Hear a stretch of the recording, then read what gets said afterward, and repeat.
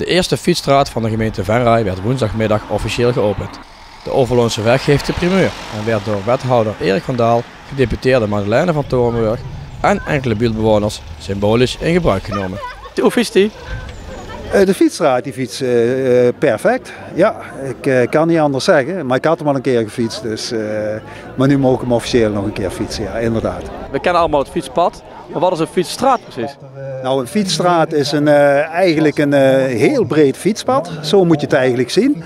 En daar is de fiets de hoofdgebruiker, hè? En er mag autoverkeer overheen, 30 km per uur, maar de auto is de gast. Dus de fietser heeft in alle tijden voorrang. Ja, het is van Venray een primeur. Ja, hoe is dit tot stand gekomen? Nou, voor een aantal jaren terug is de nieuwe Overloonse weg opgeleverd en gerealiseerd. En toen verloor eigenlijk de Overloonse weg, waar nu de fietsstraat dus gemaakt is, verloor een stuk van hun functie. Hè. Er kwam steeds minder verkeer overheen. Nou, toen zijn we met de bewoners en andere belanghebbenden zijn we in gesprek gegaan van goh, hoe zouden we wilden iets met die weg. We wilden, de weg was ook te breed voor het weinige verkeer wat er nog overheen kwam.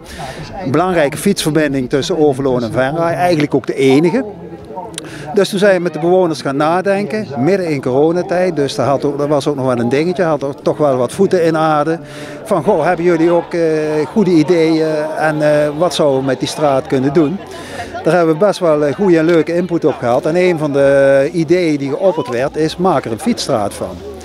Dus ja, daar waren we eigenlijk als gemeente wel heel snel enthousiast over. Vanuit twee oogpunten gezien. Enerzijds verkeersveiligheid. Hè. Het is een veilige doorgang voor de fietsers, zeg maar, die van Venray naar Overloon willen en die van Overloon vice versa weer teruggaan. Plus, de straat wordt er mooier van, hè? Want het is niet alleen het fietspad of de fietsstraat die we gerealiseerd hebben. We hebben ook het groen opgewaardeerd, we hebben een gescheiden rioolstelsel aangelegd. Dus eigenlijk heeft de straat en dus ook de directe omgeving een mooie facelift gekregen. Ja, een mooie facelift, de straat is mooier geworden. Is die ook veiliger? Jazeker is die veiliger, want om ook het autoverkeer, de snelheid te temperen, hebben we verschillende plateaus en drempels ingebouwd. Hè. Dus ik ben er gisteren nog een keer met de auto doorheen gereden. En je mag er maar 30, maar eigenlijk kun je ook niet harder, want het is niet goed voor de auto. Want je bobbelt zeg maar naar het einde toe. Dus jazeker is die veiliger geworden. En ook de plek voor de fietsers, hè, het is een stuk breder, dus ze hebben ook de ruimte, zeg maar. En een flinke opkomst hier. Wat is er nog meer te doen? Nou ja, heel veel, zoals je ziet, ook vooral oudere mensen op de fiets. Wat we tevens de gelegenheid aangeven voor een stukje fietsstimulering is tips geven hoe je veiliger kunt fietsen. Zeker ook als je wat ouder wordt. Hè. En met e-bikes moet je toch beter opletten en ja, wordt het misschien af en toe toch wat gevaarlijker. Dus we hebben mensen van Transporter, dat is zeg maar het regio gebeuren rondom verkeersveiligheid, fietsveiligheid, etc. Daar zijn wij als gemeente Venray ook bij aangesloten.